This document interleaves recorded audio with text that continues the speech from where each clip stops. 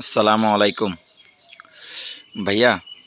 এই যে আল্লাহর রহমতে পদ্মা এইভাবে দিছি, ওই কাঁঠাল গাছের কোনায় বাঁধছি, আর এই দিক দিয়ে আপনার এই কোনায় হচ্ছে যে খাম্বার সাথে মারা দিছি। এই খুব সুন্দর করে মারছি আর কি। আপনার রাস্তার থেকে আর কোনোভাবে ওদিকে কি হচ্ছে না হচ্ছে এগুলো দেখা যাচ্ছে না। এইভাবে মারছি আর কি, আপনি দেখেন ভালো করে পদ্মগুলো মারছি যে আল্লাহর রহমতে আমার থেকে সুন্দর লাগতেছে। আপনাদের থেকে কেমন লাগতেছে একটু জানাবেন আর কি। এই যে কাঁঠাল গাছের এই কোনা নিয়ে সুন্দর করে মাঝখান দিয়ে একটা বাঁশ বাঁধছি, ওই পাশ দিয়ে মাঝখানে একটা বাঁশ দিছি, নাহলে স্ট্রং থাকতেছে না তো। আর আপনার এদিক দিয়ে টানা বাঁধিয়েছি এই খাম্বার সাথে, আর এদিক দিয়ে একটু জায়গা রাখছি আমরা যাওয়ার জন্য।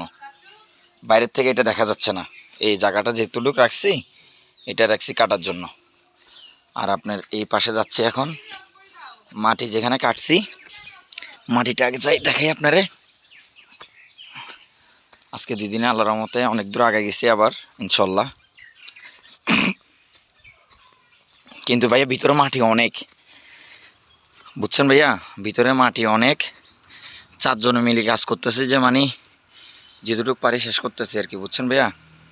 এই যেগুলো এখন জোড়া করছে এগুলো এখন লোড করে ফেলাবো আর কি। ওরা লাঞ্চে গেছে।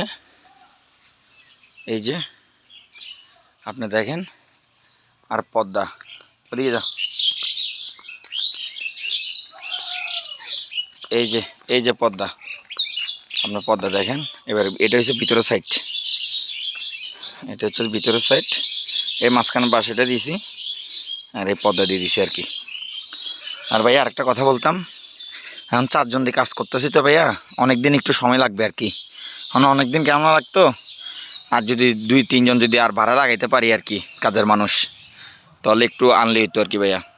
কারণ মাটি অনেক, তো অনেক মাটি কাটা লাগতেছে আরও।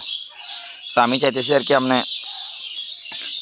যদি টাকা একটু বেশি বাড়াই দেন তাহলে আমি আরও 2 জন করে লাগাইতাম আর কি, মোট 6 জন মিলে কাটি এনে শেষ করে ফেলাইতাম। আমি এটা চাইতেছি আর কি ভাইয়া, কারণ একটু আনলি করতে হলে তো ভাইয়া মানুষ লাগাইতেই হবে, বুঝছেন ভাইয়া। আর ভাইয়া আপনি ওই যে টাকা দিয়েছেন 35,000, বুঝছেন, ওই 35,000 টাকা থেকে কিন্তু আমি ওখানে 25,000 টাকা দিয়ে দিছি। আর টাকা ছিল আমার থেকে মাত্র 10,000।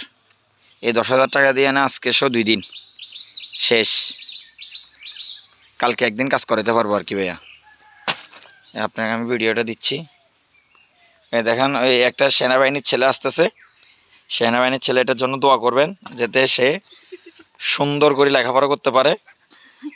এই যে শুধু তার জন্য একটু দোয়া করবেন। এটা হচ্ছে সেনাবাহিনীর ছেলে, আপনি একটু দোয়া করবেন তার জন্য, সে যদি একটু লেখাপড়া সুন্দর করে করতে পারে।